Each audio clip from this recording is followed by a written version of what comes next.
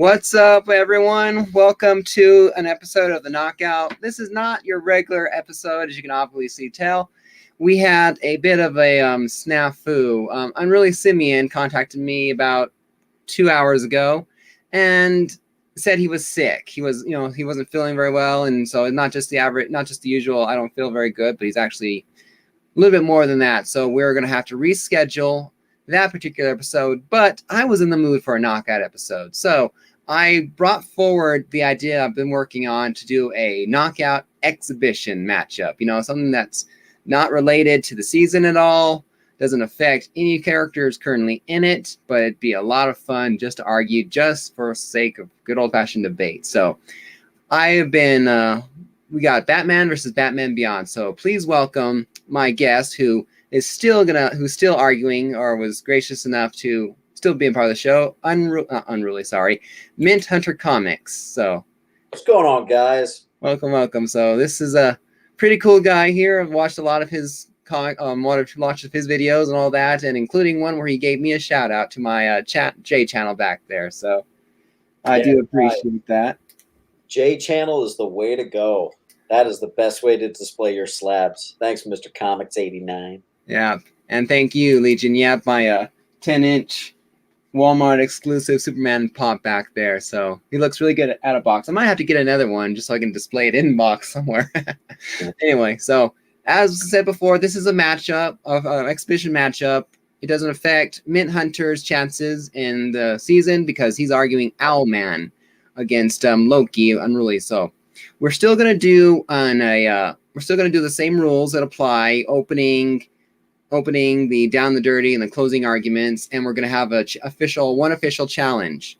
So what we're gonna do there is, if one of us wants to issue a challenge, we will select someone in the chat, like Life with Two YouTubers or Legion of Comics, and you will be the judge if you feel like it. We will make our case to you, and then you decide who has the best point, and challenge accepted or not. So that's what we'll do, since it'll be unfair of me to be judge and jury of my own challenges or Mint's challenges. So since you're the guest and I'm technically the host, do you want to do the opening first and closing first, or do you want to do the end of both first?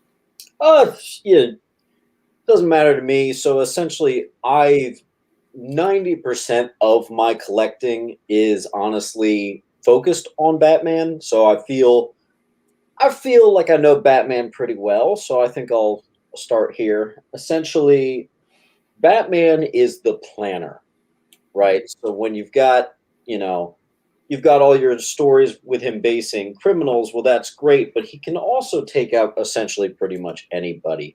Because as the saying goes, if you give Batman time to plan, it's over. He's got contingency plans for everybody. He's got certainly the funds to be able to do anything. And when we're talking about Terry McGinnis here, Terry McGinnis would be nothing if it wasn't for Bruce Wayne and his funds. Not to mention he's wearing Batman's suit.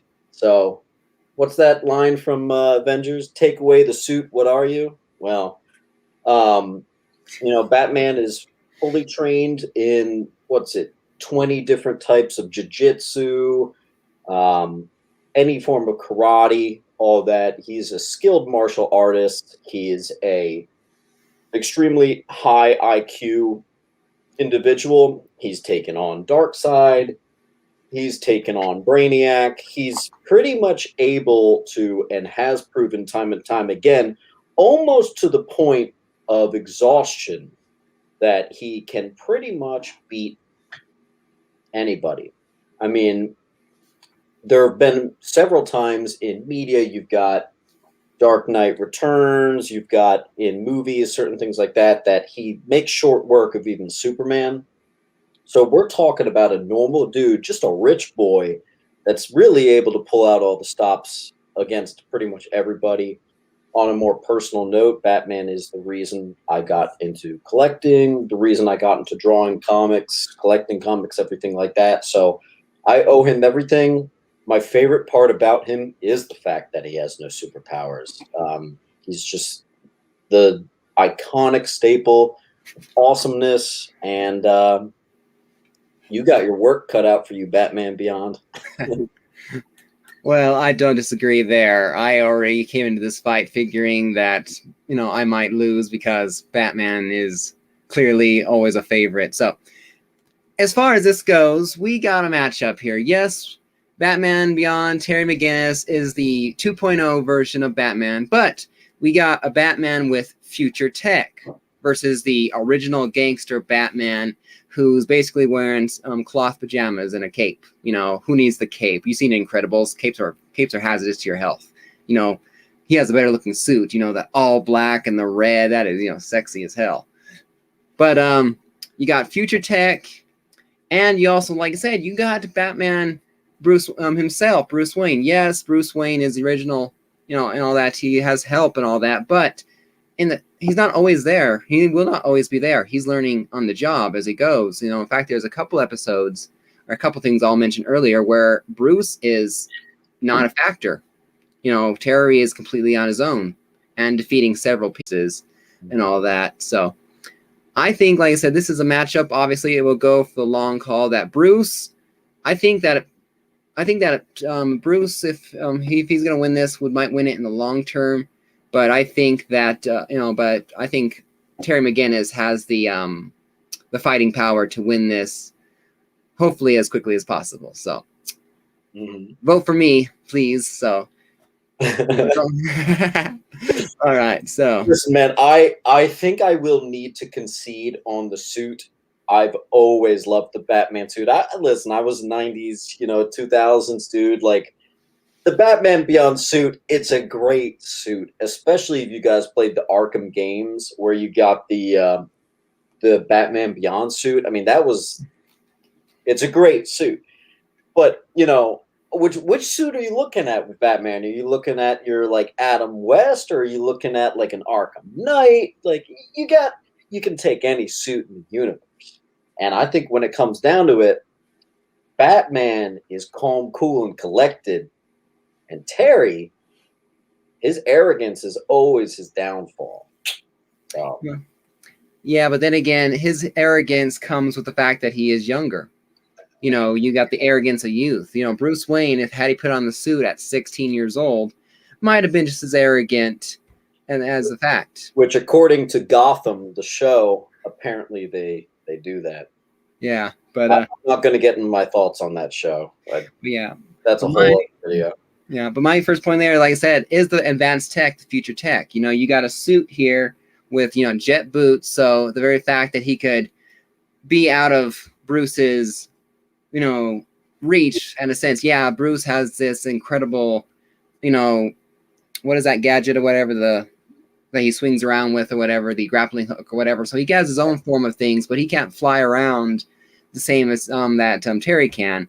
And Terry's suit amplifies his strength.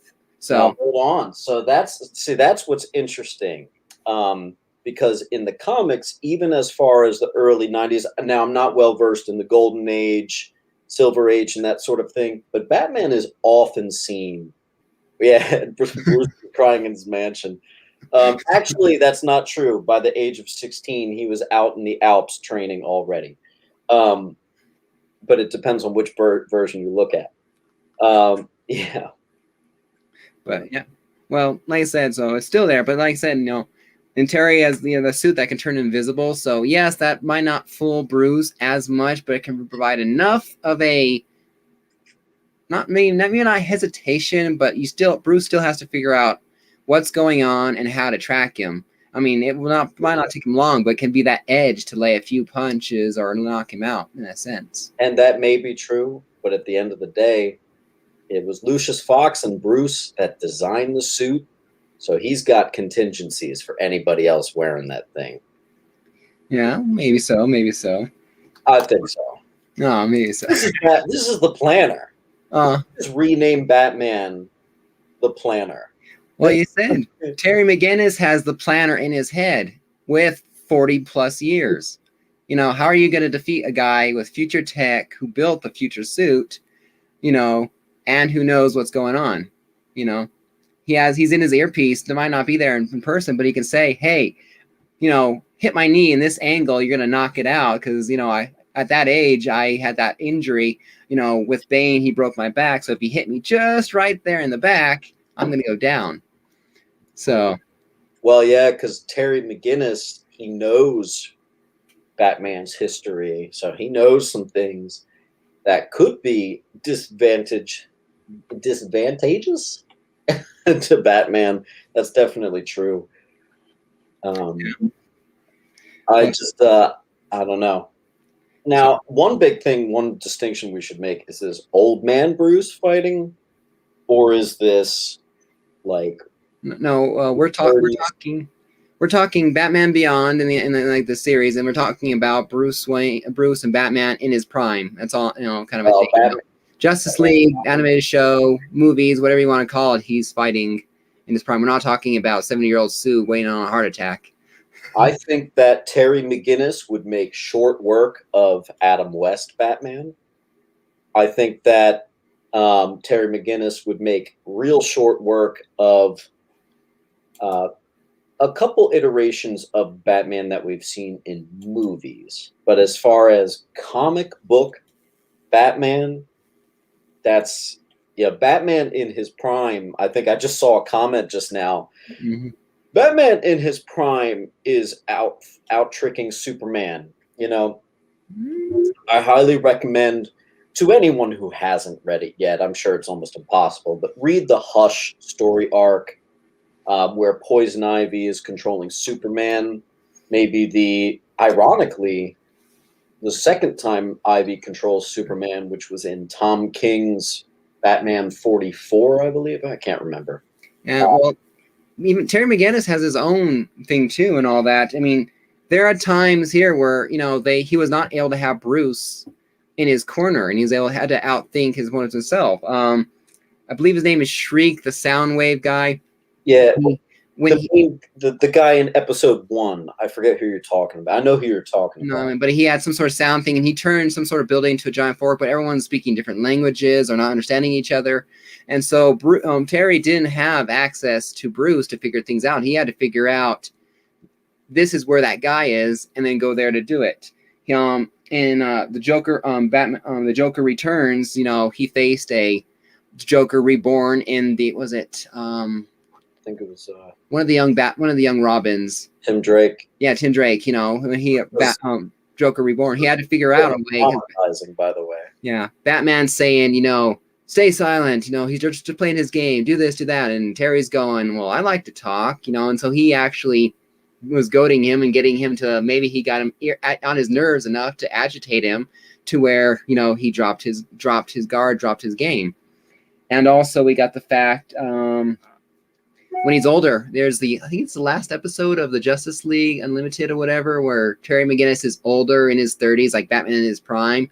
He's taken down all these rogues basically single-handedly and all that, no longer having Batman on his shoulder, because he's 95, 100 by now, kind of a thing. So he was no longer sitting in the Batcave, in the fit of his prime and all that. So it was, we got Terry, who can easily, all that, to outsmart. He's not as sharp as Batman. I will argue that he is, Batman.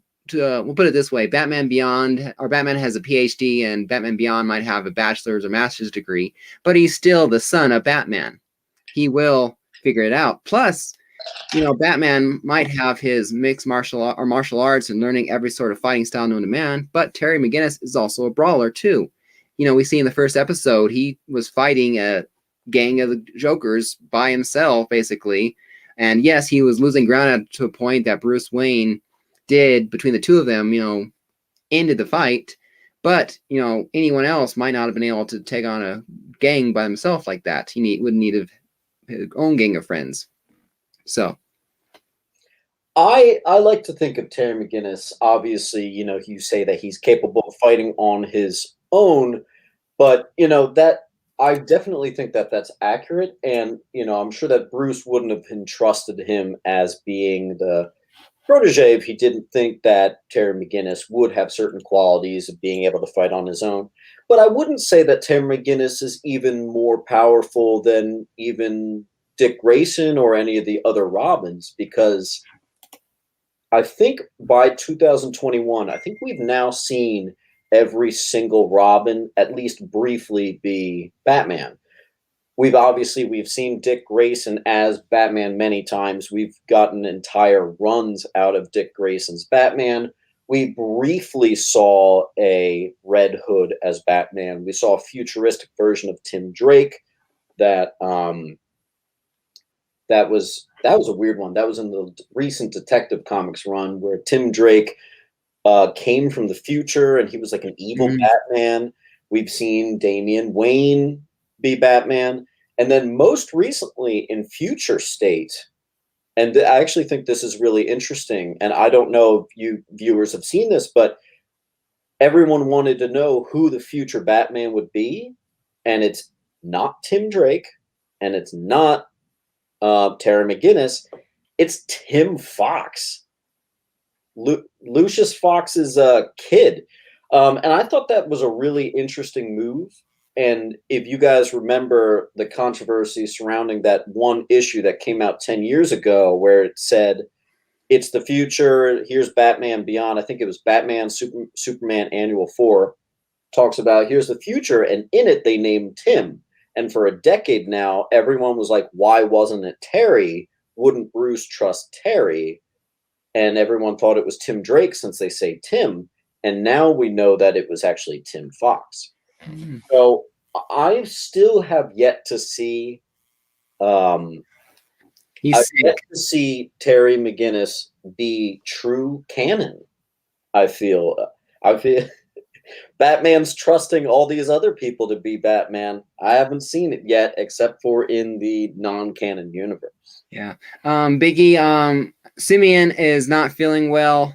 That's why we're not having episode 6. But I had my heart set on a knockout matchup tonight. So hope he's okay. Yeah, he's fine. I mean, he's fine. I talked to him a bit ago, but Minhunter here was gracious enough to do an exhibition match with me just for the sake of fun. And to answer your question, Warlord, I consider him, the offspring, the son, because according to the Justice League animated thing and all that, it was Bruce Wayne's DNA that what was her name? Amanda Waller changed Terry's father's biological DNA to match Bruce's, and so when Terry's dad and mom had him, it's essentially, like I said, Bruce Wayne's son, because it was Bruce Wayne's swimmers basically that made Terry. So, but yeah, I consider him son. When they did that, you remember that? What? That was very controversial when they did that. Remember that? I'm not sure. I don't think so. I think that was like the final. Was that the final episode, or was it near the end? It was the final, because I think you had the whole dark side being revived, basically was going to destroy Earth kind of thing, and then this was the epilogue, which was basically I never said it because it was like a Batman Beyond. It was a Batman Beyond episode. So I never understood why. I mean, if you're going to have that particular thing, don't include it in the Justice League. Put it in, Batman Beyond season 3 if you're going to, end it that way instead of that, kind of a thing. But anyway, yeah. Well, I think that really says something about Terry McGinnis, and this is why I kind of wish that they never did that. I wish they never made him Batman's offspring or son, because it felt like a little bit of a cop-out. That kind of shows you that, like, if the best thing going for him is that he's got Bruce's DNA in him, then how could he possibly be better than Bruce himself? I don't know. I see it. I see it the line like we do for kings and queens of the past. The only one good enough to be Batman is someone in Batman's family, and all that. I mean, yes, you got adopted sons and Robins, or daughters as in Batgirl, but Batman Beyond Terry McGinnis is, or Damian Wayne, and all that. Yeah, you got someone who is biologically, connected to Bruce, so we have either his brain or his athletic skills and all that, and it's just a matter of experience and training too. I'm not saying me or you, if this existed, couldn't be Batman, but I think someone who is more connected, if that's the word I'm looking for, to it, would be a better version. The JV versus varsity kind of a thing. Yeah. Well, it's kind of like when I was watching the atrocity that was the Star Wars sequels, and they did they did that whole thing with like who is Rey, and like I don't want to spoil anything for anyone, but eventually they leaned too much on who she could be based on her lineage without letting her character rise. Now, I don't think that happened at all. I actually think Terry is an extremely strong character. I know lots of friends that are big, Batman Beyond fans. I think it was a little bit of a classic weak comic book writing moment when they did that. That it obviously, what's it now, 2 decades later, and I'm still salty. Yeah. Yeah, it is what it is. But to get back to the original argument and all that, I do think that especially with Bruce Wayne in Terry's ear, you can figure out a way to outsmart Batman in his prime, because you got the suit that physically gives Terry the boost, even if he doesn't have the physical skill or skill to match, jujitsu with Batman. He's got Bruce in his ear saying, "This is what I'm gonna do." He's got the suit that could take the beating, and he's got his natural instincts as a brawler himself. You might not have the finesse, but he still knows how to fight, and that will allow him time and ground and space to get a winning argument or winning strategy. I definitely think that it would be helpful to him, but the best Batman stories are always when he's down on his luck. I mean, how many times do you see Batman's computers get fried and he has to make it through without using anything digital, or without only having to rely on his brain and his mechanical ability? You have literal members from the future that come back to fight Batman based on knowledge of what can happen, and Batman is still able to beat them. I'm looking at the recent Tim Drake issue where a future Tim Drake comes back. So even with future knowledge, Batman in his prime still makes short work of future foes. Batman also is completely able to handle any situation thrown at him in which he could be stripped naked essentially and still fight his way out of. The one I'm thinking is from the Knight's Quest arc. Batman was beaten by Bane, and he went off into the mountains to train with Lady Shiva, and he worked himself up from out of a wheelchair and no special armor or anything, and he made his way back. And he literally, in the final scenes where he defeats Azrael of that issue, despite Azrael's complete advanced suit designed by Jean-Paul Valley, Batman, and Lucius Fox, he is able to defeat Azrael. And that's just one example of many. And this is a guy that had his entire world taken away from him. So yes, there's always that initial disadvantage, but Batman always finds a way to be able to get himself back in the end. All right. So ultimately we're saying that it's okay for Bruce Wayne to beat his kid. Is that what we're saying, that's acceptable here? So everyone voting for Batman here is basically saying it's okay for him to beat his kid. That's not right. Hey man, listen, watch the what was it, All-Star Batman and Robin 2007? What was that, Frank Miller, where he's like feeding Dick Grayson rats and like calling himself the goddamn Batman? He's brutal to his kids. See, child abuse. He should lose on just moral grounds. Vote for Batman Beyond. I think Terry McGinnis would win a moral argument in terms of bringing up children much better than Bruce Wayne. So yeah, for the sake of moral arguments and moral sake and humanity's sake, vote for Terry. For Terry, so you don't get your kids fed rat sandwiches. Yeah, vote for Terry, because otherwise we have to call child services at the end of the episode. There are moments in the Frank Miller All-Star Batman and Robin where it is like, how was Alfred just sitting by while he like basically abusing and torturing Dick Grayson. He's like, what?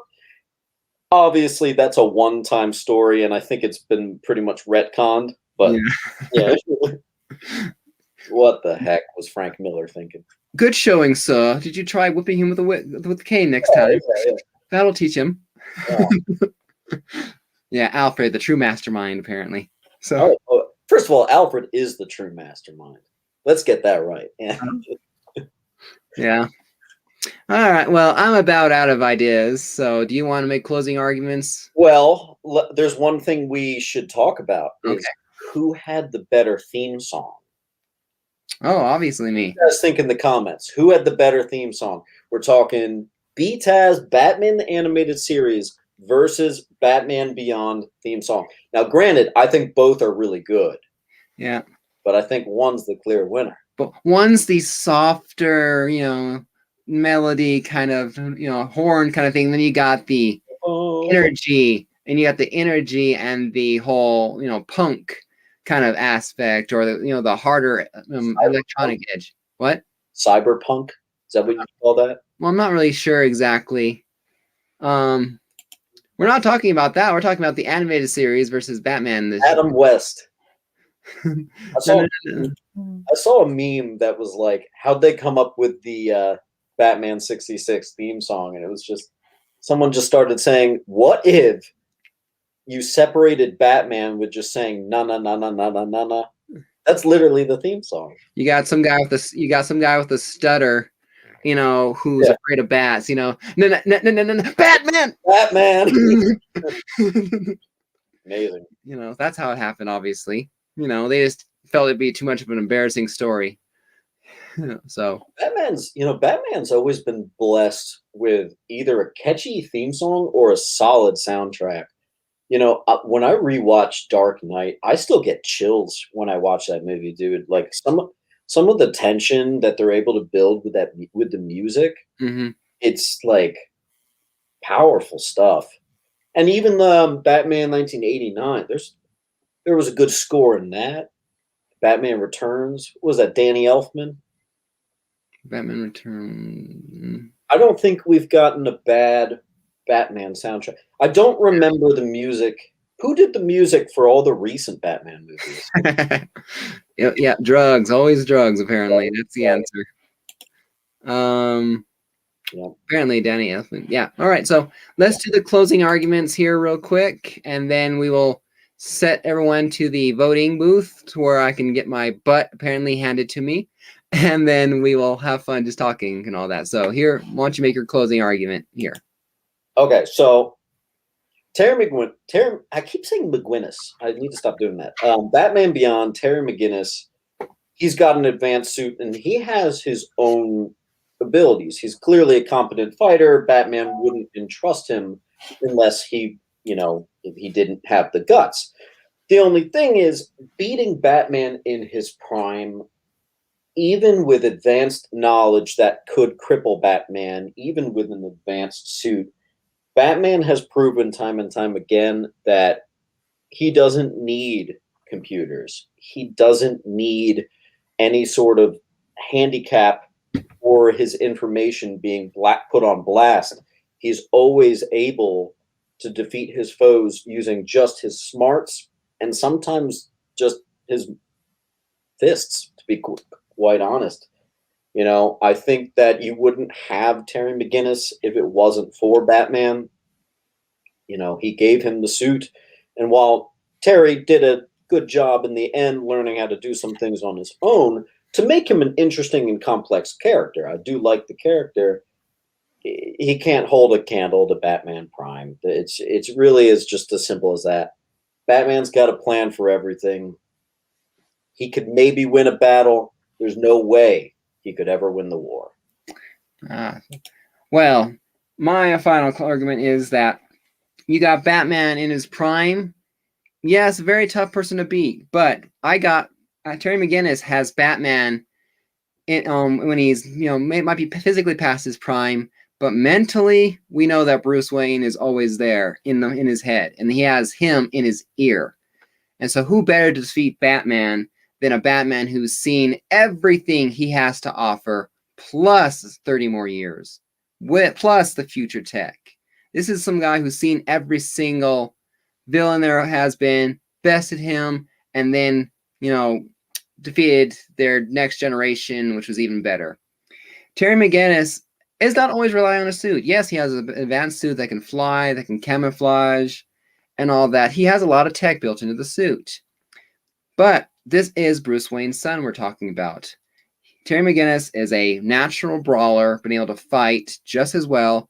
Well, maybe not just as well because, he doesn't know every martial arts form there is, but he can still fight, which is enough to win every single one of these fights here. And there are times when he doesn't have the technology, or he doesn't have, his connection to Bruce. He's had to figure things out. I saw in the comic books in this last volume here when he basically went undercover. So he was without advanced tech and all that. He had to figure out a way to infiltrate this Joker gang kind of thing. They were looking for Bruce Wayne, I believe, because something had happened to him. But he can figure out ways to fight. So this is Bruce Wayne's son. This is the advanced tech, advanced generation. He can figure out how to win, especially with Bruce in his ear. And also, probably the most important thing here is if Bruce Wayne didn't trust Terry to be Batman, he would not have been Batman. The old man would not have let him have the suit. So the very fact that Bruce saw something in Terry before he knew it was his son says something that this is the person who's supposed to carry on the mantle. And this is Batman. So that alone is good enough. So that is my argument. Please vote for me. But I understand if you don't want to do it. So the voting link is in the chat, is in the description. We will give you a minute or two to vote, and then we will see who won. So I got to ask you, Mint, now we're here. Favorite Batman movie? The obvious answer, I think, is The Dark Knight. But to be honest with you, I have always loved Batman Begins. Especially when that movie came out, how it made Ra's al Ghul like a household name just like that. Mm-hmm. I owe so much. I also think the pacing of the movie is like perfect. I love Batman Begins. I love the whole Nolan trilogy, and while Dark Knight is one of my favorite movies ever, Batman Begins is a really good origin story movie. Yeah. The only thing that sucks is the suit, but that's okay. It's his beginner suit. Yeah. My favorite one is the Dark Knight Returns with Heath Ledger as a Joker. I loved that matchup. Heath Ledger. Yeah, just Dark Knight. Dark Knight. Okay, maybe it's the third one. Yeah, Dark Knight. But yeah, I love that one. I love just Heath Ledger in there. He brought the Joker so much to life. I was so sad when he died that he couldn't appear in another Batman movie because that truly, Mark Hamill might have brought Joker to life with the voice and all that for the animated shows, but this was Heath Ledger bringing Joker to life in person. That made him so real. To that you could see this is the Joker. This is crazy. Just perfect. Yeah, that's my kind of thing. Yeah. Batman Begins is right up there. I go back and forth because I like Ra's al Ghul in the movie there. I like him learning that. I like him, but I also like him in The Dark Knight and all that too. So it's right there. It does always make you wonder if Heath Ledger never died, how different would the third movie have been? Because when it came out, I loved Dark Knight Rises, which is the third movie, but in recent years, I really have come to be like, you know what, that movie really could have benefited from Heath Ledger. Yeah.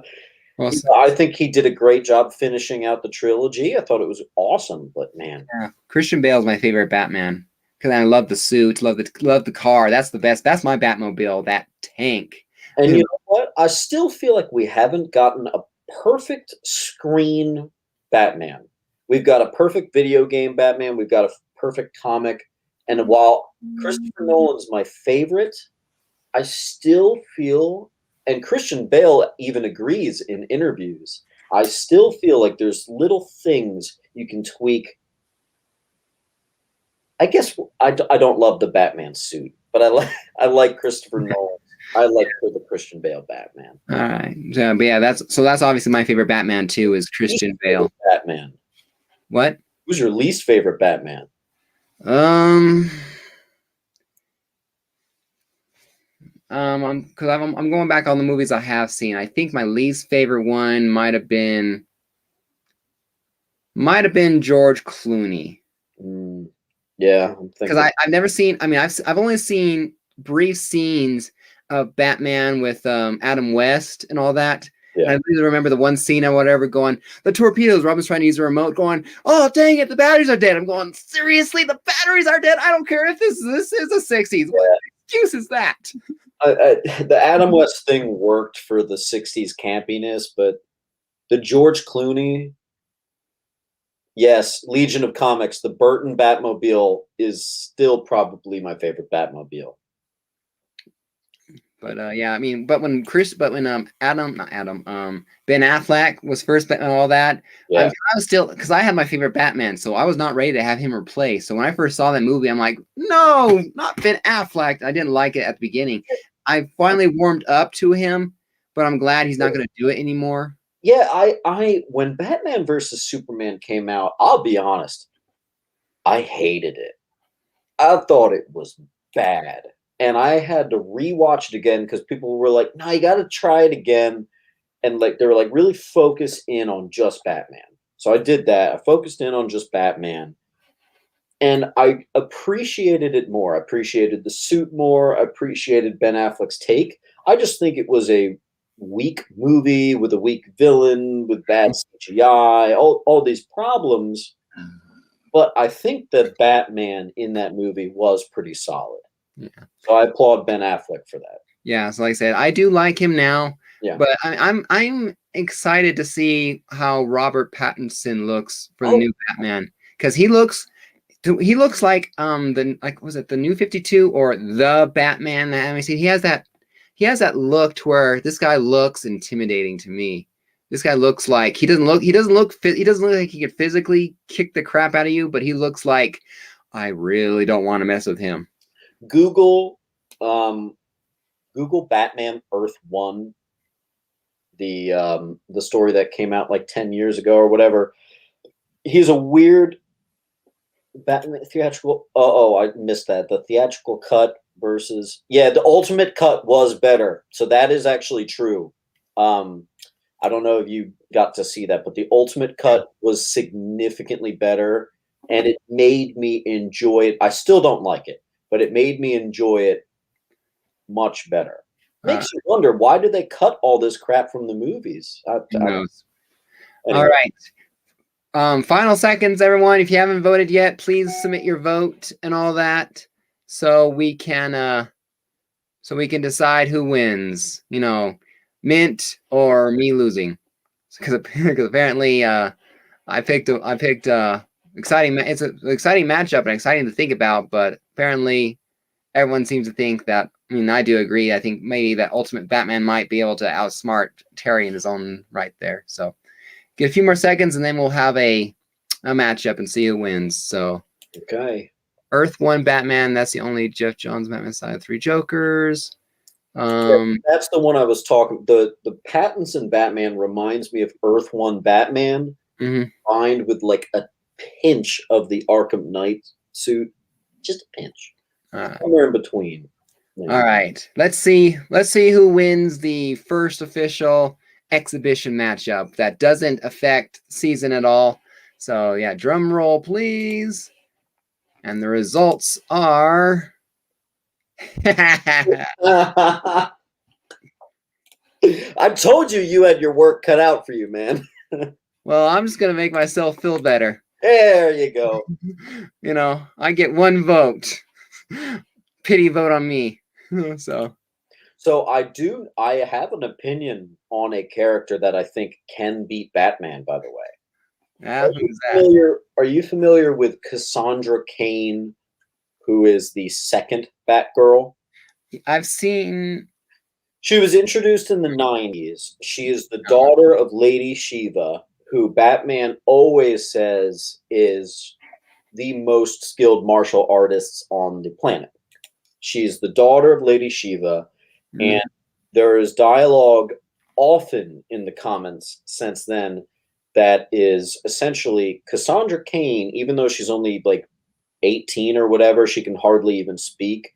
Batman basically says, and Deathstroke agrees. There's an awesome scene where he basically agrees that Cassandra Cain would kick his butt. Yeah. Lady Shiva had laid Batman. Like I said, Lady Shiva would definitely win the battle against Batman, but she wouldn't win the war. Yeah. Lady Shiva and Cassandra Cain, though, I believe they would give Batman a really tough time. Yeah. So if you're new and you're showing up now, I was absolutely murdered. It wasn't even a fight. Apparently, I got an absolute, Mint Hunter won unanimously. I had to pity vote myself, so that way I didn't have 0. So, but anyway, that was a lot of fun. But I knew I guess I didn't think about it until after I set it up, going, oh wait, I'm setting myself up to lose. I think that's a tough. And that makes me really concerned about my Owlman versus Loki, because I'm the underdog there. So we'll have. I don't know. The only thing different really about Owlman is the fact that he's a bad guy. He's Bruce Wayne gone bad. That's my anticipation. He's Bruce Wayne gone bad, but with superpowers. Yeah, I mean, so I see. So if the argument is Bruce Wayne can't lose, Owlman has a good chance. Yeah, so, I did a lot of touch-up research on Owlman, and believe it or not, he's a character that is still, I feel, very underutilized. Like, there still needs to be a lot more Owlman stories. Yeah. You couldn't even A-OK me a vote? A comment, great, but not even a vote, opinion, or something. I see where this friendship line ends, apparently. Owlman is like fighting Batman. Gotta have Batman to beat him. Okay. Oh, by the way, to prepare for the Owlman battle, I rewatched Crisis on Two Earths, the movie with Owlman in it. Yeah. Batman straight up kills, and I actually do mean kills, Owlman. Like, he blows him up. Oh, yeah. Like Batman, don't say you don't kill, because you straight up massacred this dude. Like, it happened on another Earth. Hey, yeah. It didn't happen. It didn't happen on that reality. Earth. It's clean. Yeah, his Earth reality, he's still clean, but what he does on other Earths, we don't talk about that. But if you're talking about that argument, you're talking about the ultimate guy who's looking to defeat Superman. So if you're talking about an evil Batman who is seriously going to wipe out every single plane of existence, everybody, including himself, because that's the only way to make things perfect. I forget his exact arguing and reasoning. So the only way to defeat someone like that who can't be defeated is to kill him. It's worth noting the Owlman in that movie has a little bit of a more generic villain idea rather than comics. Owlman is awesome. Mm-hmm. We'll get into all that. Yeah, so I look forward to that. So you and me and really Simeon again will have to figure this out and all that. Yeah. So I'm hoping really quickly for sometime next week kind of a thing, or 10 days kind of thing at the most is what I hope for, because otherwise it just delays the season, since I had to delay the episode, since I'm really wanting to argue for Loki, and since he had the person, because I offered to try and find a replacement for him if he wanted to, but he didn't. He wanted to argue, so I said, well, we will postpone then and all that. So I look forward to that. So until we have episode 6, we won't have episode 7. So hopefully it won't be too soon, so he can have his schedules mapped. So yeah. Looking forward to it, man. Yep, a lot of fun. So thank you very much for joining me. Like I said, we've had a small connection between our two channels since he gave me a shout out on how to display your books and all that. And I like your CGC unboxings and all that. Oh yeah, thank you, man. Thank you. So like I said, I'm after that ASM 55. Yeah. We'll have to one of these days join the statue game. Oh, I do have it. My God, statue right there. Yeah, that's that. You're right. So, but yeah, I don't think I have any.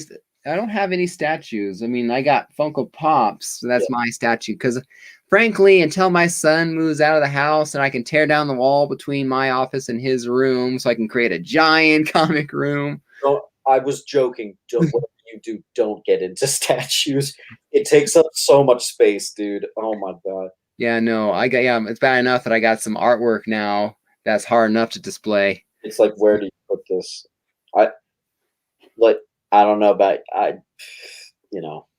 Yeah, the difference between us, we both stared into the abyss, but when you looked back, you blinked. What is that? What is that a quote from, Legion? That's the actual movie himself, right? When Batman before he kills him and basically because Oh, he roped him to the thing, he stole the projector gun, and then basically is like, like you blinked, and then back to Earth 3, I believe it was, is his Earth, yeah. and he was like going, and he was about to do anything, and he's like, doesn't matter, boom. Yeah, his last words in that movie are "doesn't matter."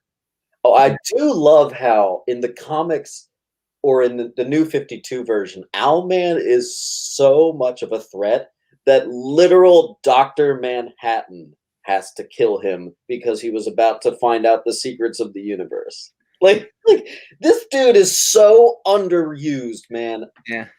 I'm going to write a letter to DC. They got to use him more.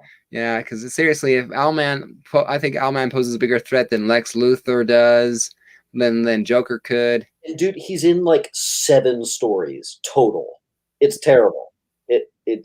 When I tell you he's probably one of DC's most underused characters, I seriously believe that. So yeah, but I'm really looking forward to your argument of Owlman. You will be educating me because my only experience with Owlman is literally the Crisis on Two Earths.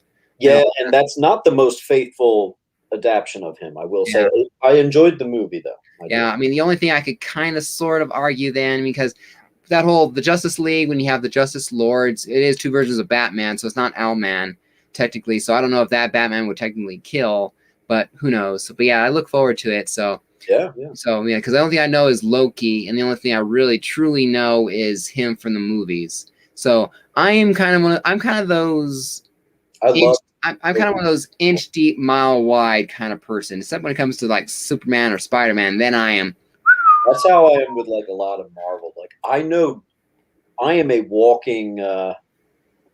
Yes, they did, and there was a lot of good use of Owlman actually in what's it called, Death Metal.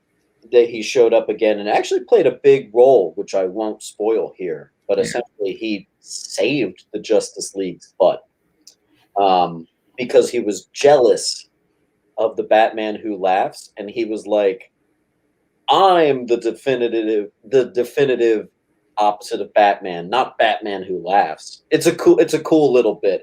But anyway, yeah, that inch deep, mile wide thing. That's how I am with Marvel. I know I'm like a walking Wikipedia for DC, but my Marvel knowledge is really limited. The only thing I know of Marvel is basically which keys to collect, and then the MCU. Sorry, go ahead. We're finished. How would you feel of another another exhibition matchup with Owlman versus the Batman Who Laughs?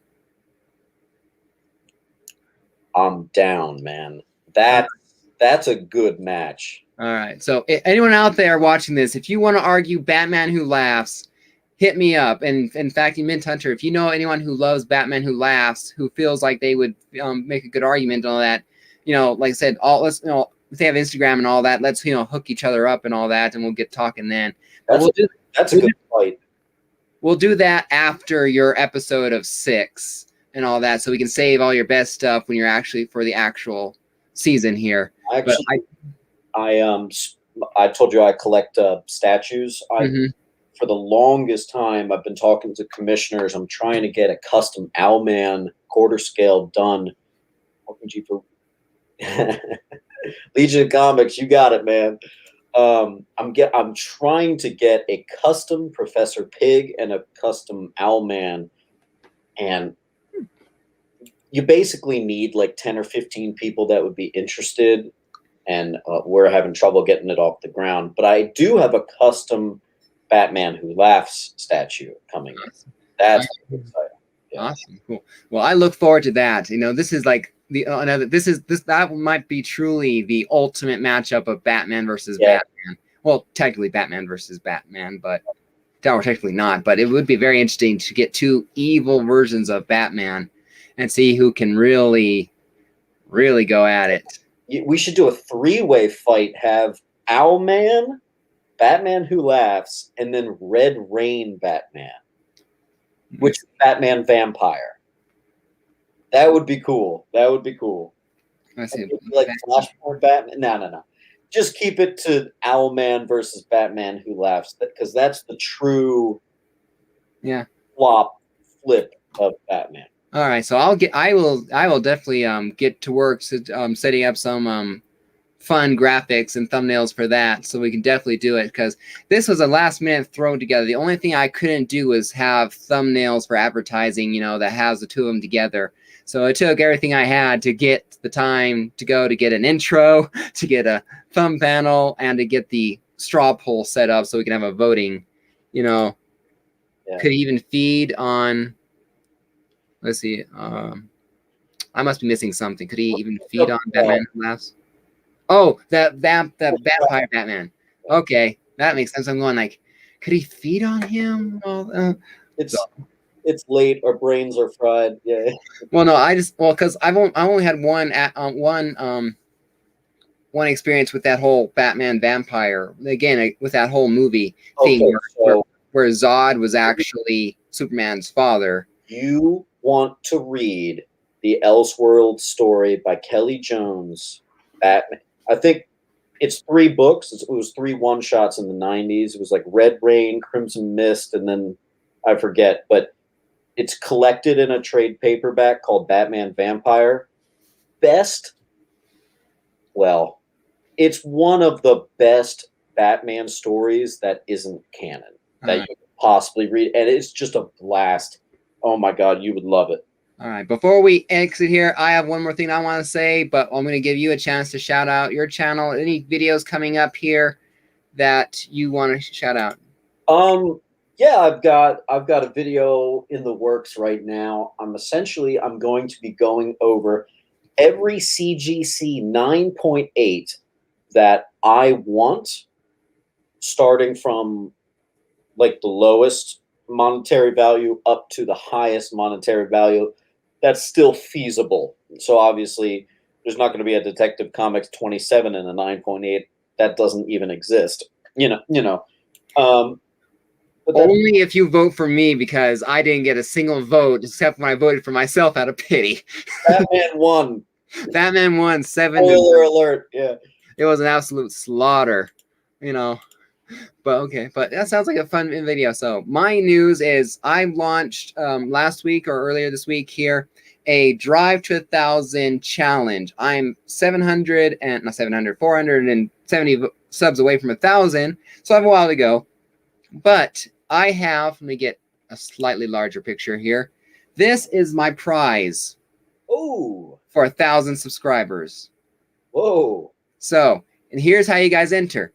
I will, because I didn't do that this time, but I will put the link in the description.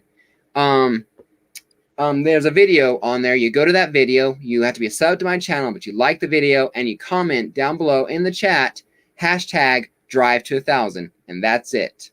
So you get a chance to enter onto a wheel to win this. Now, there's other ways to enter. If you, while in a live stream here, or any live stream or premiere video, and so I can see it, say hashtag Drive to 1,000, it counts as an entry, because that I'm currently live. But if it's not during a live stream itself, I will not count it. If you do it, and if you do it in, say, after we end this show and you do it in the comments, I won't count it because it has to be on that particular video or in a live chat. That way, I can have only 2 sources of where it is. The second way you can get entries is if you bring friends or subs to my channel. So if Mint Hunter here has 30, gives me a shout out on his channel, and he's responsible for 30 friends coming over saying Mint Hunter sent me, they each get an entry into the contest, and he gets an entry per.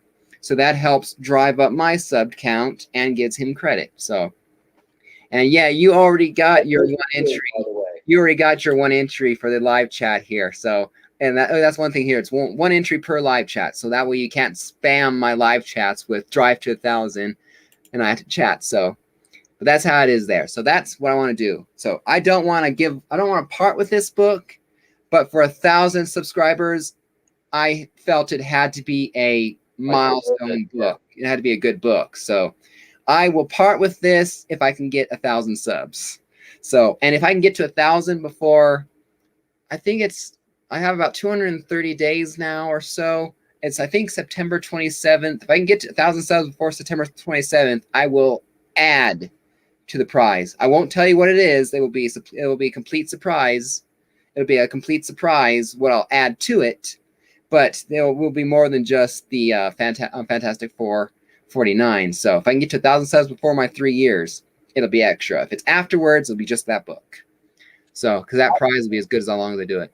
I'm actually going to mention also, I didn't mention this before, but I have a 2,000 subscriber giveaway, and I don't have anything to show you because it actually hasn't arrived yet. But I will be giving out a Green Lantern 1/6 scale tweeterhead statue. It's Hal Jordan. It's awesome. It's valued at $300. And I will be giving out that as well as a 6 scale Flashpoint Batman as the second place. So, you know. Yeah.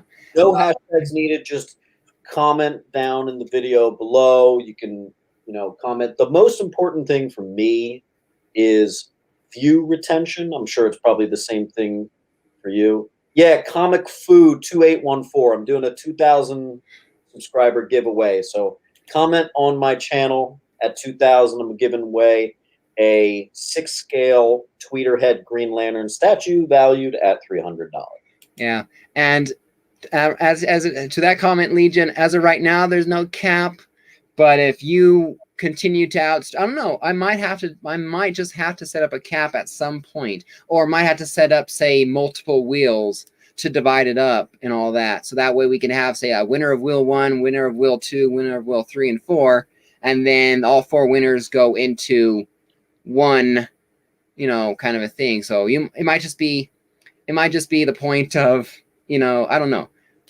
It might not. So it might just be a true lottery winner thing too. So as of right now, there is no cap, and I don't think there will be one, honestly, because I'm giving people enough time, enough knowledge. I'm going to mention it as often as every video as I can. So if no one else wants to enter for a chance to win this, because I'm making this about as simple as it can be.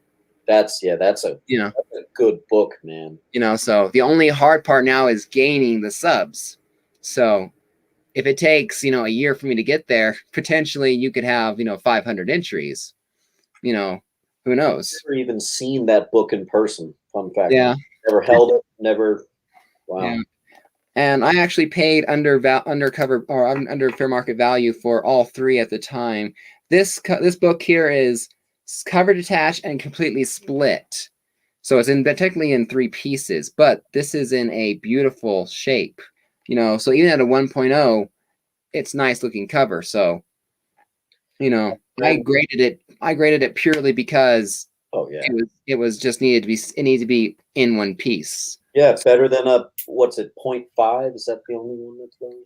Yeah. Well, I do appreciate it, Fu. Yeah, I'm looking forward to that. And I've always been meaning to give you a shout out. I finally got me a ASM 129, and I paid the price that I would have paid had I had the balls to try and to compete in that auction when you did yours.